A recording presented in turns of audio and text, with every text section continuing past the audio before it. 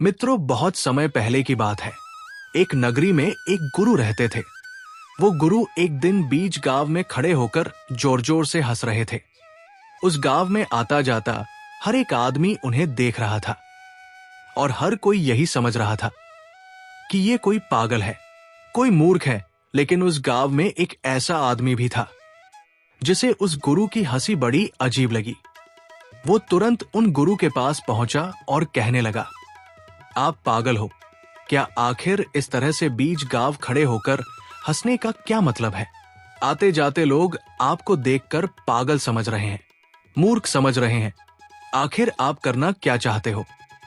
तभी वो गुरु उस आदमी से कहता है, बेटा, जो मैं देख रहा हूं वो तुम नहीं देख पा रहे हो। यदि तुम भी वो देख लोगे तो तुम्हारी भी हंसी नहीं रुक पाएगी। ये सुन वो लड़का थोड़ा सा आश्चर्यचकित हुआ और उसने उस गुरु से कहा, महाराज, आखिर आपने ऐसा क्या देख लिया जिससे आपको इतनी हंसी छूट रही है? आखिर यहाँ पर ऐसा है क्या? ये तो एक गांव है जहां पर लोग अपने काम की वस्तुएं लेने आ रहे हैं और आपने ऐसा यहाँ पर क्या देख लिया जो आपको इतनी हंसी आ रही है? आखिर मुझे भी बताइए, मुझे भी दिखाइए। तभी वो गुरु उस आदमी से कहता है, बेटा, ये इतना आसान नहीं है। मैं चाहकर भी तुम्हें इसे इस तरह से नहीं दिखा सकता। इसे देखने के लिए बाहर की नहीं बल्कि भीतर की आंखों की आवश्यकता होती है। क्या तुम्हारे पास भीतर की आंखें हैं? इस पर वो लड़का जोर से हंस पड़ा और उस गुरु से कहता है, महाराज, लगता है आप सचमुच पागल ही हो चुके हैं। आंखें हमारे चेहरे पर होती है, भीतर की तरफ, हमारे भीतर की तरफ कोई भी आंखें नहीं लगी है। आसपास के जो लोग गुजर रहे हैं, जो आपके बारे में कह रहे हैं, वह बिल्कुल सच है। आप सच में पागल हो गए हैं। भला भीतर की ओर कौन सी आंखें होती है? इस पर वो गुरु उस आदमी से कहता है, बेटा, भीतर की आंखें खोलने के लिए, भीतर की आंखों से देखने के लिए हिम्मत की आवश्यकता होती है। कोई डरपोक या कोई डरा हुआ इंसान इतनी हिम्मत नहीं दिखा सकता। एक डरा हुआ आदमी अपने भीतर की आंख कभी नहीं खोल सकता। जब उस गुरु ने ये बात कही तो उस आदमी को बहुत बुरा लगा। उसके अहंकार को चोट लगी और वह थोड़ा सा क्रोधित होकर उस गुरु से कहता है, अच्छा, अगर यही बात है तो बताओ मुझे, मैं कैसे अपने भीतर की आंखें खोल सकता हूं? मैं तुम्हें अपने भीतर की आंख खोल कर ही दिखाऊंगा। उस आदमी की ये बात सुनकर वे गुरु और जोर जोर से हंसने लगा और हंसते हंसते वो इतना लोटपोट हो गया कि जमीन पर ही गिर पड़ा और ये सब कुछ आसपास के लोग देख रहे थे। तभी उनमें से एक आदमी उस आदमी से कहता है, भाई, इस पागल के चक्कर में क्यों पड़ते हो? जाओ और अपना काम करो। ये तो मूर्ख है, पागल है। इसका तो ये हर रोज का काम है। हर रोज ये गांव में आता है और इसी प्रकार जोर जोर से हंसता है। तुम जाओ और अपना काम देखो। वो आदमी उस दूसरे आदमी की बात मान जाता है और अपने घर की ओर आगे बढ़ने लगता है। तभी पीछे से गुरु जोर से चिल्लाकर कहता है, बेटा, ये इतना आसान नहीं है। लोग ऐसे ही आते हैं और चले जाते हैं। अंदर की आंखें खोलने के लिए हिम्मत चाहिए। तुम जैसे डरपोक लोग ये कभी नहीं कर सकते। उस आदमी ने जब ये बात सुनी तो उसके भीतर एक गहरी चोट लगी। उसे एक गहरा आघात हुआ और तुरंत दौड़ा उन गुरु के पास पहुंचा और कहने लगा, बताओ, आखिर कैसे भीतर की आंख खोली जाती है? मैं पूरी मेहनत करूंगा, पूरी लगन और मेहनत के साथ मैं अपनी भीतर की आंख खोल कर ही दिखाऊंगा। मैं कोई डरपोक नहीं हूं जो मैं यहां से चला जाऊं। तो मुझे बताओ, क्या आखिर मैं अपने भीतर की आंख कैसे खोल सकता हूं? ये सुन वो आदमी एक बार फिर हंसने लगा और उस आदमी से कहता है, बेटा, इसके लिए तुम्हें मेरे साथ रहना होगा, मेरे साथ उठना बैठना होगा और जो कुछ मैं कहूंगा वो तुम्हें सब कुछ करना होगा। क्या तुम कर सकोगे? वो आदमी अत्यंत क्रोधित था। उसने उस गुरु से कहा, आप जो कहेंगे मैं वैसा ही करूंगा, लेकिन मुझे ये बताइए कि मेरे भीतर की आंख मैं कैसे खोल सकता हूं? आप जैसा कहेंगे मैं वैसा करने के लिए तैयार हूं। इन सब की फिक्र आप ना करें। इतना कहकर वो गुरु और वो आदमी आश्रम की ओर चल पड़े। अब वो आदमी उन गुरु के साथ आश्रम में ही रहने लगा। एक दिन वो गुरु उस आदमी से कहते हैं, चलो जाकर झोपड़ी की सफाई करो और उसके बाद जाकर मेरे लिए भिक्षा मांग कर लाना। उस भिक्षा से मेरे लिए भोजन पकाना और याद रखना कि अब से प्रतिदिन तुम्हें ये काम करना ही होगा। और मेरी एक बात और याद रखना कि तुम मुझसे कोई सवाल मत पूछना। वे आदमी चुपचाप उन गुरु की बात मान लेता है। अब से वो हर रोज झोपड़ी की सफाई करता और हर रोज वो भिक्षा मांग कर लाता, भोजन पकाता और उन गुरु को दे देता।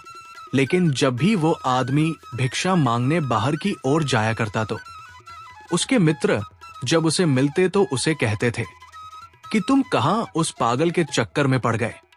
वो तो पागल है, वो तो अपना जीवन यूं ही काट रहा है, लेकिन तुम भी उसके साथ लग गए हो। क्या तुम्हें थोड़ी भी अकल नहीं है? तुम इतने बड़े हो चुके हो, क्या तुमको कुछ समझ नहीं आता?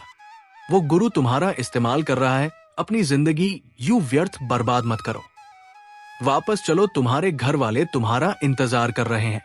लेकिन वो आदमी उन सभी को मना कर देता है और कहता है, मैं अब अपने भीतर की आंख खोलकर ही वापस लौटूंगा। ऐसे ही कई दिन बीत गए, जिनके बाद महीनों के बाद लगभग 2 वर्ष बीत गए। लेकिन अब तक उस आदमी को कुछ भी याद नहीं हुआ। वो अब तक हर रोज उस झोपड़ी की सफाई करता और भिक्षा मांगकर जो कुछ उससे मिलता वो अब अपने गुरु के लिए उसका भोजन तैयार करता। देखते ही देखते उसके मन में अत्यंत क्रोध उत्पन्न होने लगा था और एक दिन उसके सब्र का बांध भी टूट गया और वो गुरु से कहता है, लगता है आपके बारे में सब सच ही कहते हैं। आप केवल मेरा इस्तेमाल कर रहे हैं, मेरा फायदा उठा रहे हैं। देखते देखते 2 साल बीत चुके हैं और मैंने आपके लिए वो सब कुछ किया है जो आप मुझसे कहते हैं, लेकिन अब तक आपने मुझे एक बार भी ये नहीं बताया कि आखिर मैं भीतर की आंख किस तरह से खोल सकता हूं। तभी वो गुरु चुपचाप होकर उस आदमी को ऊपर से नीचे तक बड़े ध्यान से दिखता है और फिर उसकी आंखों में आंखें डालकर उस आदमी से कहता है, बेटा 2 साल बीत चुके हैं और मैं भी इसी दिन का इंतजार कर रहा था कि आखिर तुम कब मुझसे ये सवाल करोगे। अब तुम ये सीख सकते हो कि तुम अपने भीतर की आंख कैसे खोल सकते हो, क्योंकि भीतर की आंख ऐसे ही तो खुलती है। तभी वो आदमी कहता है, भीतर की आंख आखिर कैसे खुलती है? मैं कुछ समझा नहीं। तभी वो गुरु उस आदमी से कहता है, बेटा बिल्कुल ऐसे ही। तभी वो आदमी उस गुरु से कहता है, लगता है आप सचमुच पागल हो चुके हैं और मुझे भी पागल बनाना चाहते हैं। यदि आपको कुछ याद नहीं है तो आप मुझे इस तरह से क्यों बहका रहे हैं? मुझे तो लगता है कि आपको भी इसके बारे में कुछ नहीं पता। आप केवल लोगों को मूर्ख बनाना जानते हैं, उनका इस्तेमाल करना जानते हैं। और अब तो मैं भी अपने नजरों में गिर चुका हूं, क्योंकि मैंने आपकी बातों पर भरोसा किया। धीरे धीरे मैंने अपने 2 वर्ष आपको समर्पित कर दिए, लेकिन आज मुझे ये लगता है कि मैंने ये फैसला लेकर बहुत बड़ी गलती कर दी। तभी वे गुरु उस आदमी से कहता है, नहीं बेटा, ऐसा नहीं है। जब हम खुद से सवाल करना शुरू करते हैं, वास्तविकता में तभी हम अपने भीतर की आंख खोलने का प्रयास करते हैं। हम अपने भीतर की आंख को खोलना शुरू कर देते हैं। जिस प्रकार तुम 2 वर्ष तक चुप रहे, तुमने कुछ ना कहा। तुम सारा काम बखूबी करते चले गए, पूरे मन और लगन के साथ, लेकिन तुमने कभी ये प्रश्न नहीं किया। तभी वो आदमी उस गुरु से कहता है, देखिए, मुझे आपकी कोई भी बात समझ नहीं आ रही है। यदि आपको मुझे कुछ बताना है तो साफ और स्पष्ट तौर पर बताइए। आप ही ने तो मुझसे कहा था कि मुझसे कोई सवाल मत करना, तो फिर मैं भला आपसे कोई सवाल क्यों करूंगा? तभी वो गुरु उस आदमी से कहता है, बेटा, इस दुनिया में हर कोई यही तो कहता है।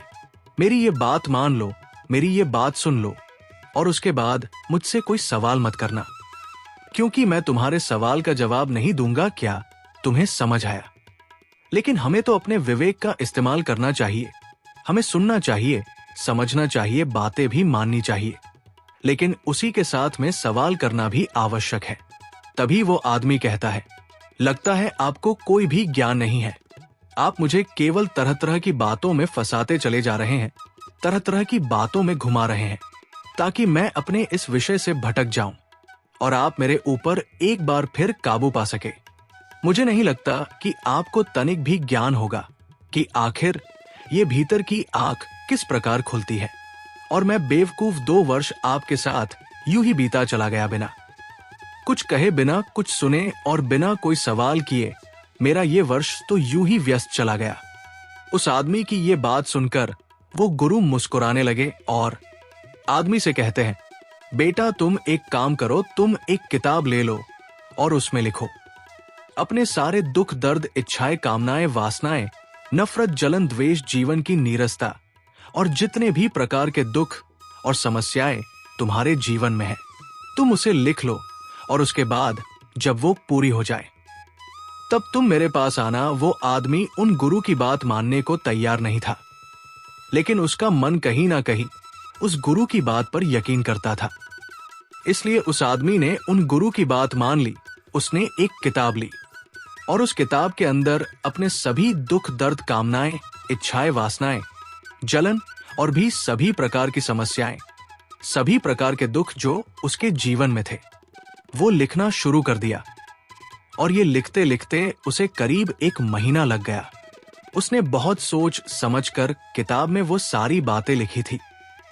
और जब उस आदमी को लगने लगा कि उसने सब कुछ उस किताब में लिख दिया है, तब वो किताब लेकर वो उन गुरु के पास पहुंचा और उन गुरु से कहता है, ये लीजिए महाराज, जैसा आपने कहा था मैंने बिल्कुल वैसा ही किया है।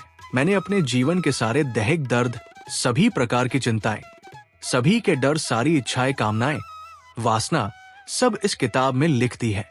तभी वो गुरु बड़ी ही अचरज होता के साथ उस आदमी से कहते हैं, क्या जो कुछ तुमने इसके अंदर लिखा है वो सब कुछ लिख दिया है? सोच लो कहीं तुम कुछ भूल तो नहीं रहे। इस पर वो आदमी कहता है, नहीं नहीं महाराज, मैंने बहुत सोच समझकर इस किताब में वो सारी चीजें लिखी है जो मेरे जीवन में दुख और तकलीफें उत्पन्न कर रही है। ये सुनकर वो गुरु कहता है, बहुत बढ़िया, अच्छा, अब ठीक है। अब तुम मेरे लिए एक और काम करो।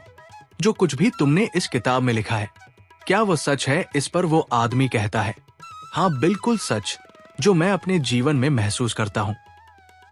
जो दुख, जो तकलीफें, जो चिंताएं मुझे लगता है कि मेरे जीवन में है, मैंने बिल्कुल वही चीजें लिखी है। तभी वे गुरु उस आदमी से कहते हैं, तो ठीक है, इस किताब में जो कुछ भी लिखा है तुम उसे अपने जीवन से निकाल फेंको। उसके बाद शांत बैठकर एकांत से ये सोचो कि इसके बाद तुम्हारे जीवन में क्या बचा है।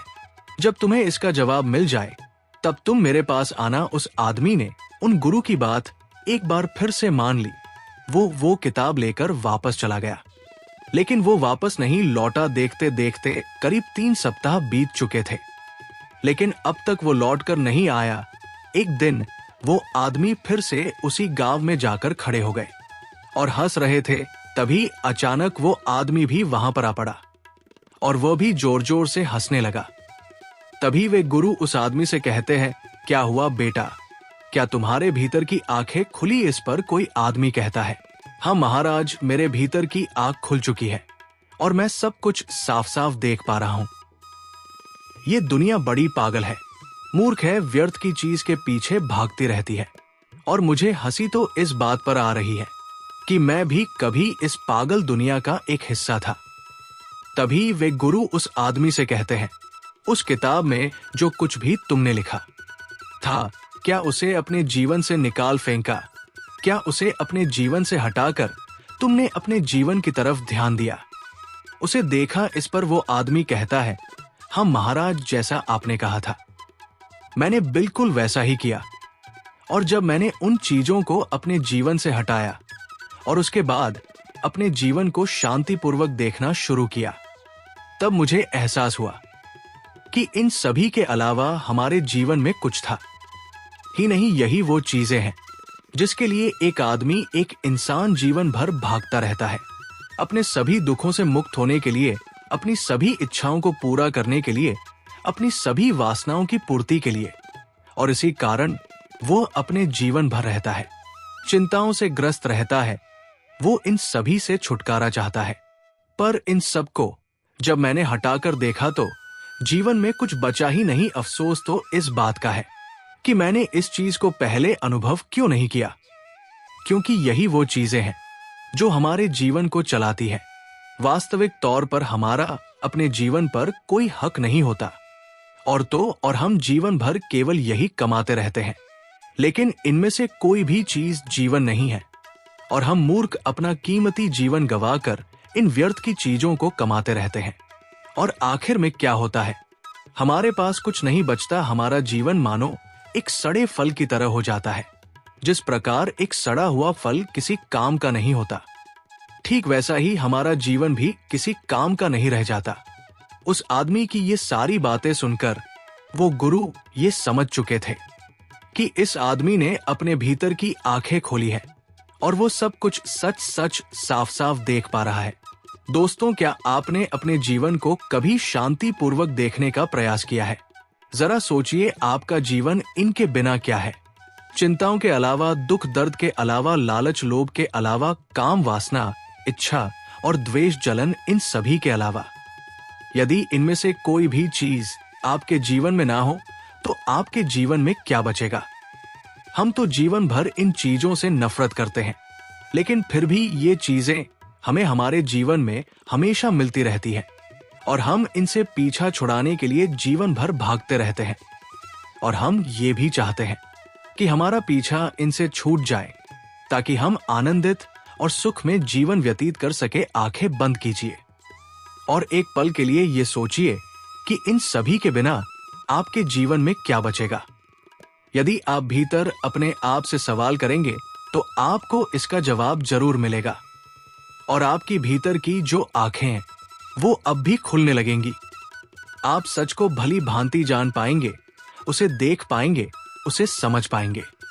यदि हम एक बुद्धत्व आदमी की बात करें तो एक बुद्धत्व आदमी अपने जीवन से इन सभी चीजों को मिटा देता है, अपनी सभी स्मृतियों को हटा देता है, और जब उसके भीतर से ये सारी चीजें निकल जाती है, सारी चीजें हट जाती है।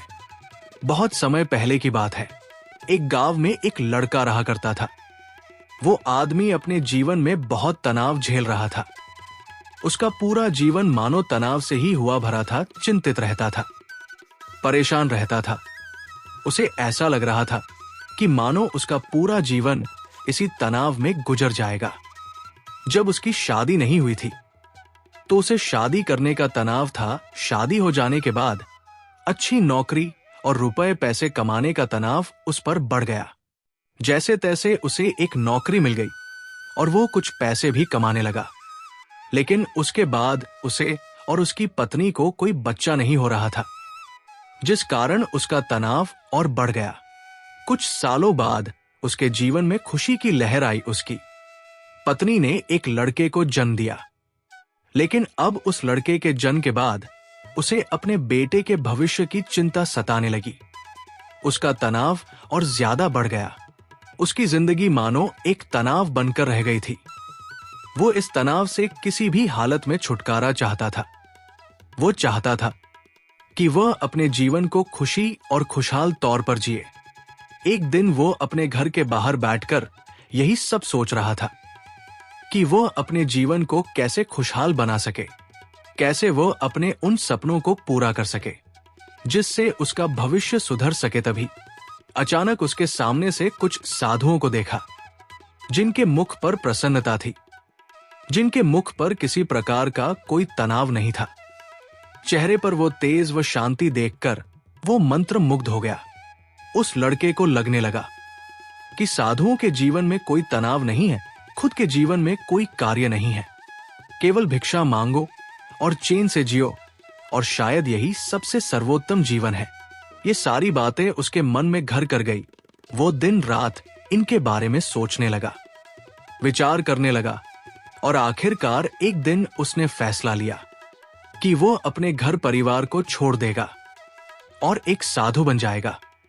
एक रात उसे मौका मिल गया और वो अपने परिवार के लोगों को छोड़कर निकल गया और भागा भागा उन साधुओं के पास पहुंचा और उनसे कहा कि मैं आपकी शरण में आया हूं, मुझे अपना शिष्य स्वीकार कीजिए। उन साधु ने उस आदमी को अपना शिष्य स्वीकार किया और आश्रम में रहने के लिए जगह भी दी। अब वो आदमी उन गुरु का शिष्य बन चुका था, लेकिन वो ये भूल चुका था कि तनाव कोई जगह नहीं है, कोई घर नहीं है, कोई परिवार नहीं है जिसे आप छोड़ सके। साधु जीवन ग्रहण करने के बाद उसके जीवन में एक अलग तरह का तनाव उत्पन्न होने लगा। शिक्षा ग्रहण करने का तनाव, रोज साफ सफाई करने का तनाव, सबसे बड़ा तनाव की मैं भिक्षा कैसे मांगूं, और वहां पर उपस्थित सभी शिष्यों में ये होड़ लगी रहती थी कि सबसे ज्ञानी कौन बनेगा। ये सब देखकर भी उसके मन में एक अलग तरीका तनाव उत्पन्न होने लगा। कुछ दिनों तक तो उसने ये सब बड़ी ही आसानी से झेल लिया। कुछ दिनों तक सब कुछ अच्छा चलता रहा, लेकिन उसके बाद उसे अपने घर, अपने परिवार की चिंता सताने लगी। उसे उनकी याद आने लगी। तब उसे ये एहसास हुआ कि जो इस तनाव को यहां पर झेल रहा है, पैसा ही तनाव उसके सांसारिक जीवन में भी तो था। उसने फिर एक बार फैसला किया कि वो इस साधु जीवन को छोड़ देगा और अपने घर, अपने परिवार के पास वापस लौट जाएगा। एक रात फिर उसे मौका मिला और वो आश्रम छोड़कर जैसे ही बाहर निकल रहा था कि तभी वहां के साधु ने उसे देख लिया और उन साधुवर ने उस लड़के से कहा, पुत्र तुम कहां जा रहे हो? इस पर वो लड़का कहता है, हे साधुवर, मैं संसार जीवन में बहुत तनाव झेल रहा था और उसके बाद मैंने आप लोगों को देखा। मुझे लगा कि साधु जीवन सर्वश्रेष्ठ जीवन है, जहां पर कोई तनाव नहीं है। इस कारण मैं साधु बन गया, लेकिन यहां पर भी रहने के बाद मुझे उस तनाव से मुक्ति नहीं मिली और मैं तो इससे छुटकारा चाहता था, लेकिन वो मुझे यहां पर नहीं मिला, इसलिए मैं यहां से वापस जा रहा हूं। अपने घर, अपने परिवार के पास उस लड़के के मुंह से ये सारी बातें सुन उन साधु ने कहा, बेटा तुम जा सकते हो, लेकिन अपना तनाव यही छोड़ चले जाओ।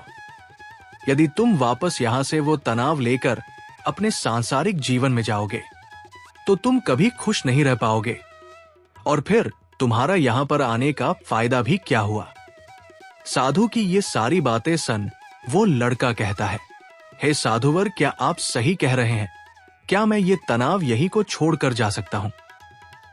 क्या मुझे इस तनाव से मुक्ति मिल सकती है? इस पर उन साधु ने उस आदमी से कहा, हां क्यों नहीं, लेकिन उससे पहले तुम्हें मेरे लिए एक काम करना होगा। तुम किसी एक ऐसे आदमी को ढूंढ लाओ जिसके जीवन में कोई तनाव ना हो, कोई समस्या ना हो, वो अपने जीवन खुशी और खुशहाल तौर पर जी रहा हो। जब तुम ऐसे किसी लड़के को मेरे पास ले आओगे तो मैं तुम्हें चिंता और तनाव से मुक्ति दिला दूंगा और तुम वापस अपने घर की ओर जा सकोगे, अपने जीवन को खुशी और खुशहाल तौर पर जी सकोगे। साधु की ये सारी बातें सुनकर आदमी बड़ा ही प्रसन्न हुआ और एक ऐसे लड़के की तलाश में निकल पड़ा जिसका जीवन खुशी और खुशहाली से बीत रहा हो, जिसके जीवन में कोई तनाव ना हो, जिसके जीवन में कोई चिंता ना हो। वो आदमी कई गांव में गया, कई नगरों में घूमा, बहुत से लोगों से मिला, अनेकों दरवाजे खटखटाए, लेकिन उसे ऐसा कोई आदमी नहीं मिला जो ये कह सके कि उसके जीवन में कोई तनाव नहीं है, उसके जीवन में कोई चिंता नहीं है। बल्कि तनाव और चिंता की बात करते ही लोग उसे अपनी समस्याओं के बारे में और बढ़ा चढ़ाकर बताया करते थे। वो उसे अपनी चिंताओं और तनाव के बारे में कुछ ऐसे बताते मानो सबसे बड़ी समस्या उन्हीं के सर पर मार दी गई है। धीरे धीरे कई दिन बीत गए, लेकिन उसे ऐसा कोई आदमी नहीं मिला जिसके जीवन में कोई तनाव ना हो। तभी उसे एक दिन एक लड़का मिला और उस लड़के ने उस शिष्य से कहा, इस पूरे संसार में केवल एक ही ऐसा लड़का है जिसके जीवन में कोई तनाव नहीं होता, जो चिंता रहित होता है, और वो है शराबी, जिसे किसी बात की कोई चिंता नहीं होती, जिसे कोई बात का तनाव नहीं होता, वो तो बस मस्त रहता है। जब उस शिष्य ने उस लड़के के मुख से ये सारी बातें सुनी तो वो शिष्य एक शराबी आदमी के पास गया और उससे जब उसने ये पूछा कि क्या तुम्हारे जीवन में कोई तनाव है, तो शराबी ने नशे में ये कहा कि ये तनाव क्या होता है, ये तनाव किस खिलौने का नाम है, मुझे नहीं पता। ये विशिष्ट बड़ा ही प्रसन्न हुआ। उसे लगा कि उसे अब वो मिल चुका है जिसके द्वारा वो चिंता मुक्त हो सकता है। तभी उस शराबी ने उस शिष्य से कहा, मुझे तो बस एक ही बात की चिंता सताती रहती है कि अगली सुबह की मदिरा का इंतजाम मैं कहां से करूं। मेरे पास जो धन था वो तो मैंने खर्च कर दिया। मेरी मां के पास जो धन था वो मैंने उससे छीन लिया। अब मेरे पास कोई धन नहीं बचा। क्या तुम्हारे पास कोई धन है? ये सुन उस शिष्य की हिस्से की सारी खुशी मानो पल भर में गायब हो गई और धीरे धीरे रात होने आ चुकी थी। वह निराश हताश होकर एक मंदिर में जा बैठा। तभी वहां पर एक छोटा सा बच्चा आया और उस बच्चे ने उस शिष्य से कहा, हे साधुवर, मुझे जोरों की भूख लगी है, क्या आपके पास खाने के लिए कुछ है? इस पर साधु कहता है, इतने छोटे से बच्चे तुम्हें अभी से चिंता सता रही है तो बड़े होकर तुम्हारा क्या हाल होगा। इस पर उस छोटे से बच्चे ने कहा, हे साधुवर, ये चिंता या तनाव नहीं है, यह तो भूख है। मुझे जोरों की भूख लगी हुई है। यदि आपके पास खाने के लिए कुछ है तो कृपया करके मुझे कुछ दे दीजिए। उस बच्चे के मुख से ये सारी बातें सुन वो शिष्य एक बार फिर से बड़ा प्रसन्न हुआ और उसने अपने थैले में जो रोटियां रखी हुई थी उस बालक को थमा दी। जैसे ही उस बालक ने वो भोजन पूरा कर लिया, उसके बाद वो उस शिष्य से कहता है, हे साधुवर, ना जाने मेरे अगले दिन के भोजन का क्या होगा। मुझे इसकी चिंता सता रही है। क्या आप कल भी मेरे लिए भोजन ला सकते हैं? ये सुन वो लड़का एक बार फिर से निराश हो गया। वो भागा भागा अपने साधु के पास पहुंचा और उनसे कहने लगा, हे साधुवर, मैंने बहुत ढूंढा, मैंने हर जगह तलाश किया, कई नगर देखे, कई गांव में गया, लेकिन मुझे कोई ऐसा नहीं मिला जिसके जीवन में कोई तनाव ना हो, जो अपने जीवन को सुखी और खुशहाल तौर पर जी रहा हो। हर किसी को किसी ना किसी चीज की चिंता अवश्य सता रही है। कोई अपनी चिंताओं को लेकर बैठा हुआ है तो कोई अपने तनाव से जूझ रहा है। जिसके पास धन नहीं है वो धन चाहता है, जिसके पास धन है वो धन चाहता है, जिसके पास प्रेम नहीं है वो प्रेम चाहता है, और जिसके पास प्रेम है वो अत्यधिक प्रेम से भी चिंतित है। किसी के पास काम नहीं है तो वो इसलिए चिंतित है क्योंकि उसके पास कोई काम नहीं, और किसी के पास काम है तो वो इसलिए चिंतित है कि उसी के पास अत्यधिक काम है। इसी प्रकार हर कोई, हर आदमी तनाव से ग्रसित है और सभी के जीवन में चिंताएं ही चिंताएं भरी हुई है। इससे छुटकारा पाना नामुमकिन है। तभी उन साधु ने कहा, इससे छुटकारा संभव है और इससे छुटकारा पाया जा सकता है, मगर इसके लिए तुम्हें कुछ समझना पड़ेगा। इस पर वो आदमी उन साधुवर से कहता है, क्या है साधुवर, मुझे ऐसा क्या समझना पड़ेगा? मैंने हर जगह देखा, कोई ऐसा आदमी मुझे नहीं मिला जिसके जीवन में कोई तनाव ना हो, तो आप मुझे कैसे चिंता मुक्त कर सकते हैं? इस पर साधु ने कहा, जो मैं तुम्हें समझाने की कोशिश कर रहा हूं उसे तुम ठीक से समझने की कोशिश करना। उन साधुवर ने कुछ गीली लकड़ियां अपने आश्रम के पास से उठाई और उन्हें उस शिष्य के सामने रख दिया और कहा, इसमें आग लगा दो। उस शिष्य ने काफी कोशिश की, लेकिन उन गीली लकड़ियों में भला कहां आग लगने वाली है। वो परेशान हो गया, लेकिन उसमें आग नहीं लग पाई।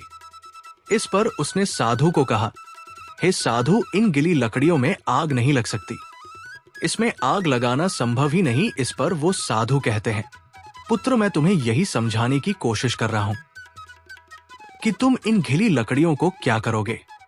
इसे धूप में सुखा आओगे या फिर इन गीली लकड़ियों को लेकर सोचते रहोगे, चिंतित रहोगे और तनाव में रहोगे। तुम चाहो तो इन्हें धूप में सुखा सकते हो, लेकिन इसमें थोड़ा सा समय लगेगा। और यदि तुम चिंता की जगह चिंतन करो, तब तुम ये जरूर समझ सकते हो कि तुम इसकी जगह पर कुछ सूखी लकड़ियों का इंतजाम कर सकते हो और जिनमें आग लगाना भी संभव होगा। इस पर वशिष्ठ साधु से कहता है, हे साधु, आप ठीक कह रहे हैं, लेकिन ये जीवन तनाव से भरा हुआ है कि जीवन तनाव मुक्त कैसे हो सकता है, और ऐसा क्यों है कि हम अपने जीवन को तनाव मुक्त नहीं जी पाते। कोशिश की ये सारी बातें सुनकर उन गुरु बन ने कहा है, पुत्र, इस जीवन में कोई तनाव नहीं है, बाहरी तौर पर कोई भी तनाव उत्पन्न नहीं होता। जो भी तनाव उत्पन्न होता है वो हमारे भीतर की ओर होता है। चिंता तुम भीतर की ओर करते हो, और जहां चिंता और तनाव उत्पन्न होता है वहां सफलता नहीं होती, कार्य सही नहीं होते, हमारी मानसिक स्थिति भी सही नहीं होती, जिस कारण हमारे सारे कार्य बिगड़ने लग जाते और हम और भी ज्यादा तनाव महसूस करने लगते हैं, और भी ज्यादा चिंतित रहने लगते हैं। आगे वो साधु अपने शिष्य से कहते हैं, यदि चीजें हमारे मुताबिक होने लगे तो हम अपने जीवन में कभी भी तनाव महसूस ही नहीं करेंगे और ना ही हम कभी चिंता करेंगे, और हमारा जीवन भी खुशी और खुशहाल तौर पर चलता रहेगा। हमें चिंता करने की कोई आवश्यकता नहीं पड़ेगी। जैसे यदि ये लकड़ियां मुझे सूखी मिल जाए तो मैं इनमें आसानी से आग लगा सकता हूं और मेरे भीतर किसी प्रकार का कोई तनाव उत्पन्न ही नहीं हो पाएगा। तो हमारा तनाव इन लकड़ियों के स्वभाव पर निर्भर करता है। यदि कोई इस बात को पहले से ही स्वीकार कर ले कि जीवन में यदि हमें हमेशा सूखी लकड़ियां नहीं मिलती तो वो पहले से ही उन सूखी लकड़ियों का इंतजाम कर लेगा। और जो इस बात को स्वीकार कर लेता है, अगर उसे सूखी लकड़ियां भी मिले तो वो धैर्य रखता है, सब्र रखता है और उन गीली लकड़ियों को सुखाने का पूरा प्रयास भी करता है। ये जीवन बड़ा ही अनमोल है। इस जीवन में कुछ समस्याएं होती हैं, तो कुछ समस्याएं हम खुद उत्पन्न कर लेते हैं, जबकि ये समस्याएं वास्तविकता में होती ही नहीं। हे गुरुवर, आप क्या कहना चाहते हैं? जरा स्पष्ट तौर पर बताइए। मैं आपकी बात समझ नहीं पाया। तभी वो साधु कहते हैं, अच्छा मुझे ये बताओ, तुम अपने परिवार को छोड़कर यहाँ पर साधु बनने क्यों आए थे? शिष्य ने कहा, साधुदेव, मेरे जीवन में बहुत तनाव था। इसका जवाब देते हुए गुरु ने कहा, तो क्या इस जीवन में कोई तनाव नहीं है? इस पर शिष्य ने कहा है, साधु यहाँ पर भी तनाव है, जिस कारण मैं ये साधु जीवन छोड़कर वापस अपने परिवार के पास लौटना चाहता हूँ। तभी साधुवर ने कहा, अगर तुम्हारे भीतर हर एक कार्य को लेकर यही भाव उत्पन्न होता रहेगा कि मैं ये कैसे करूंगा, ये मुझसे होगा या नहीं होगा, या फिर मैं ये कर पाऊंगा या नहीं, मैं इन चीजों का सामना कैसे करूंगा, मैं चाहता हूं लेकिन ये मुझसे नहीं होता, और मेरे साथ ऐसा ही क्यों होता है? ऐसा ना होकर वैसा हो जाए, मुझे कोई देख ही ना पाए, मैं छुप जाऊं, किसी का मेरे ऊपर ध्यान ही ना जाए। अब मेरा क्या होगा? और भाई, ये कहां पर आकर फंस गया कि सारे भाव तुम्हारे मन के हैं। ये सारे भाव तब भी तुम्हारे मन में उत्पन्न होते होंगे जब तुम अपने परिवार के साथ थे, और जब तुम यहां पर आए तब भी तुम्हारे अंदर ये सारे भाव उत्पन्न होते रहे।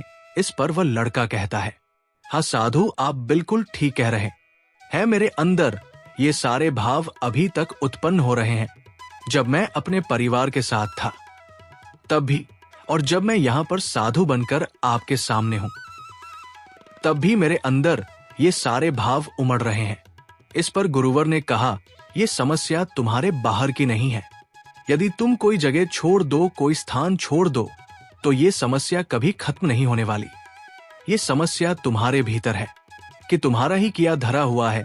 तुमने बेवजह अपने मन में एक तनाव बना रखा हुआ है, क्योंकि तुम्हें कल्पना में जीना अच्छा लगता है, काल्पनिक सोच रखना अच्छा लगता है। तुम उन बातों को लेकर चिंतित रहते हो जो तुम्हारे जीवन में कभी घटित होने की संभावना ही नहीं है। ऐसी सोच रख के तुम चिंताग्रस्त रहते हो और तुम्हारा तनाव कभी खत्म नहीं होता। जिस दिन तुम ये समझ जाओगे कि हर समस्या का समाधान होता है और उस समाधान तक पहुंचने के लिए हमें कोई ना कोई कर्म करने ही पड़ते हैं, और उन कर्मों का एक परिणाम भी होता है, तो उस दिन तुम्हारे जीवन में कोई तनाव नहीं रहेगा। तुम चिंता रहित हो जाओगे। इस पर वो शिष्य कहता है, हाँ साधु, आप बिल्कुल सही कह रहे हैं। जब मैं यहाँ पर आया था उससे ठीक पहले मुझे एक छोटा सा बालक मिला था। उस बालक को जोरों की भूख लगी थी। जब उसे मैंने कहा कि तुम इतने छोटे से बालक को, और तुम्हारे जीवन में अभी से तनाव है, अभी से चिंता है, तो तुम्हारा आगे क्या होगा? इस पर उस बालक ने जवाब दिया था, हे साधुवर, तब मैं ये बात समझ नहीं पाया था कि समस्या तो भूख है, तनाव और चिंता का कोई समाधान नहीं हो सकता। लेकिन भूख का समाधान अवश्य हो सकता है। मित्रों, क्या आप भी अपने जीवन में किसी प्रकार की चिंता और तनाव से जूझ रहे हैं? क्या आप भी छोटी छोटी बातों को लेकर हजार तरह के विचार उत्पन्न कर लेते हैं और उन विचारों को लेकर चिंतित रहते हैं? ऐसे नकारात्मक विचार जो कभी भी आपके जीवन में घटित हो ही नहीं सकते, ऐसे विचारों को आप अपने मन ही मन पालते रहते हैं। ऐसे नकारात्मक विचार, नकारात्मक बातें आप अपने दिमाग में बढ़ते रहते हैं। तो इन विचारों का क्या लाभ? क्या आपको भी लगता है कि आपके जीवन में समस्याएं हैं और उसका समाधान नहीं मिल रहा? क्या आपको भी यही लगता है कि आपके साथ ऐसा क्यों हो रहा है? तो मित्रों, केवल एक समस्या का समाधान ढूंढिए, उन हजारों विचारों का नहीं, क्योंकि वो हजारों विचार आपके बनाए हुए काल्पनिक विचार हैं और वो आपको कभी भी आगे नहीं बढ़ने देंगे। वो आपसे बस यही कहेंगे कि ये आपसे नहीं हो पाएगा और आप उनकी बातें मान लेते हैं। इसलिए उन नकारात्मक विचारों को दूर रखिए और अपनी समस्याओं का समाधान ढूंढिए, क्योंकि चिंता और तनाव मुक्त रहने का यही एकमात्र उपाय है कि आप अपनी समस्या का समाधान कीजिए, उसके लिए कर्म कीजिए और कर्म का फल आपको अवश्य मिलेगा। अन्यथा आपके उन नकारात्मक विचारों में फंसे रह जाएंगे और आप अपने जीवन को कभी भी तनाव मुक्त या फिर चिंता रहित नहीं बना पाएंगे। मित्रों, उम्मीद है हमारा आज का वीडियो जरूर पसंद आया होगा। ऐसे ही वीडियो पाने के लिए हमारे चैनल को सब्सक्राइब करें और हमारे वीडियो को लाइक करें, ज्यादा से ज्यादा शेयर करें। कमेंट सेक्शन में जय श्री कृष्णा जरूर लिखिए। धन्यवाद मित्रों।